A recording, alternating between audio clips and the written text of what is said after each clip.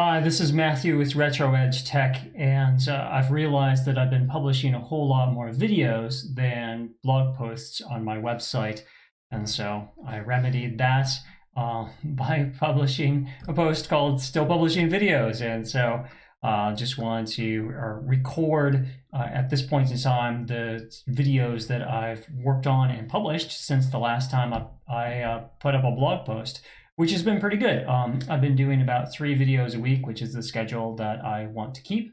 So I want to also just work on, in addition to that, publishing blog posts on my website as kind of companions to those, or maybe more my thoughts, or some links to other things that I'm thinking about or I find interesting.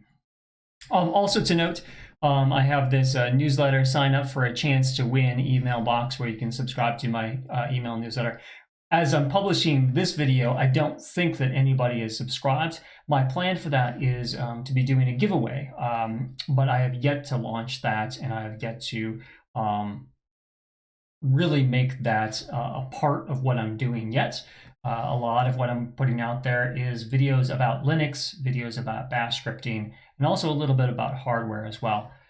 Eventually, I'm going to be launching an online store and then doing a giveaway of a gift card or a gift discount code to that online store. So you may be watching this video after I've already started that, in which case you might be interested in signing up for a chance to win. Essentially, I'll be doing a random drawing from among the subscribers and then sending a gift card to my online store, which is going to sell a lot of old hardware stuff, hardware stuff that I'm interested in.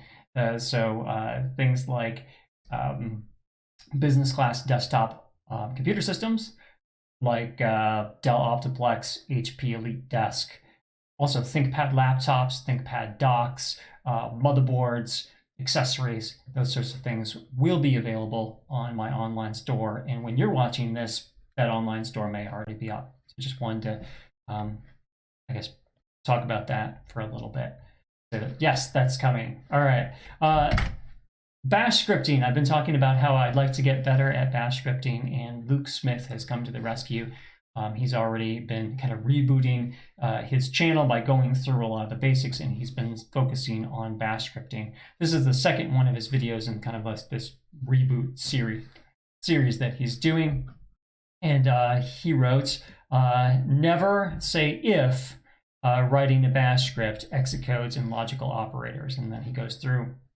So I watched this earlier today, and of course, I had been writing some if statements in my bspwm-assist script, and so I took what I learned from Luke's video and applied it. So here we are.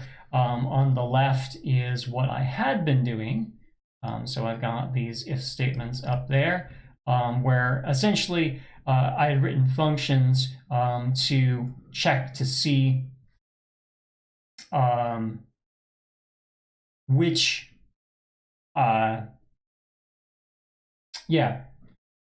functions to say, hey, if I'm on an Ubuntu or Debian-based system, use sudo apt to install the things. And if I'm on an Arch-based system like Manjaro or EndeavourOS or Arch itself, then use these commands to install the packages that I'm looking for, the software for BSPWM, the hotkey daemon, and other things that I want to put in there.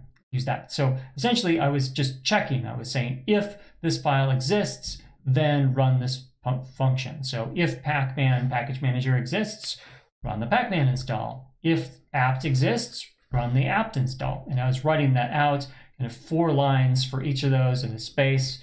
So it was taking up quite a big chunk of that there. And so what I learned from Luke's video is that I could condense that all down, and right over here, I have that just essentially I'm replacing 4 lines of if-then code with this, where essentially I'm using a logical operator to say, if this runs successfully, if this test of does this file exist complete successfully, then this and will only execute what's after it if this has gone successfully. And so if essentially it returns a code that if it's successful, it returns a 0. And if it doesn't return as successful or doesn't complete successfully, then it's another number besides 0. And I then updated this, and then I tested it. I tested it in one of my virtual machines with a live boot of Linux Mint, and it correctly ran the apt install function instead of the pacman install function. So I was able to take essentially, 8 or 9 lines of code here, 8 lines of code in space, and put that down into 2 lines. And it is much more elegant. So thank you, Luke Smith. I appreciate the tip, and I'm looking forward to learning more, getting better at bash scripting. I appreciate you watching. Bye for now.